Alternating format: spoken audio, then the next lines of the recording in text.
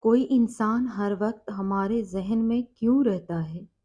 وہ شخص آپ کے ذہن سے کیوں نہیں نکلتا؟ اور آپ ہر وقت اس کے بارے میں کیوں سوچتے رہتے ہیں؟ اس کی دو خاص وجوہات ہوتی ہیں۔ نمبر ایک، آپ اس سے جذباتی طور پر بہت زیادہ جڑے ہوتے ہیں۔ ہم جس شخص سے جتنا زیادہ بات کرتے ہیں یا جس کے بارے میں جتنی زیادہ بات کرتے ہیں، اس انسان سے ہم جذباتی طور پر اتنے ہی زیادہ جڑتے چلے جاتے ہیں۔ پھر ایک وقت آتا ہے، ہم اس کے بغیر خود کو ادھورا محسوس کرنے لگ جاتے ہیں، تعلقات میں لگاؤ ہو جاتا ہے، اور یہ ایک عام بات ہے۔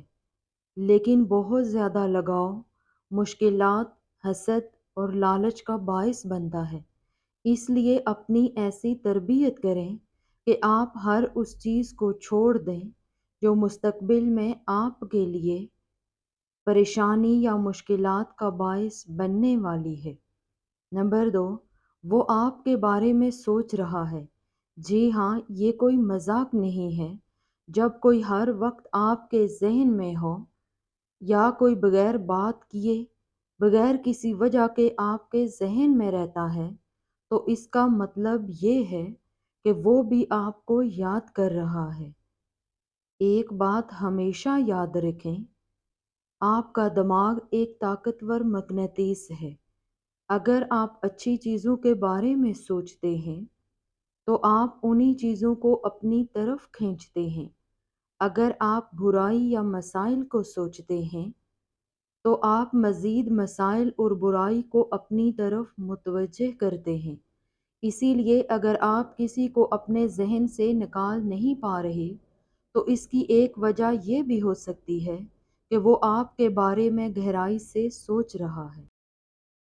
سنو، اللہ کا قرب حاصل کرنے کے مقصد سے جب آپ کسی انسان کو اپنائیں گے، انشاءاللہ یہ ایک بابرکت اپنائیت ہوگی۔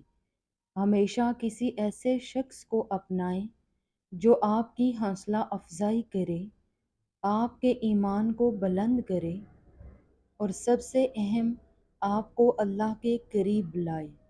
اللہ کا وعدہ ہے کہ جو تیرا نصیب ہے وہ تجھے ضرور ملے گا، چاہے وہ دو پہاڑوں کے نیچے ہی کیوں نہ ہو، اور جو تیرے نصیب میں نہیں وہ تجھے کبھی نہیں ملے گا، چاہے وہ تیرے دو اونٹوں کے درمیان ہی کیوں نہ ہو۔ اللہ بہت بے نیاز اور نہایت رحم کرنے والا ہے۔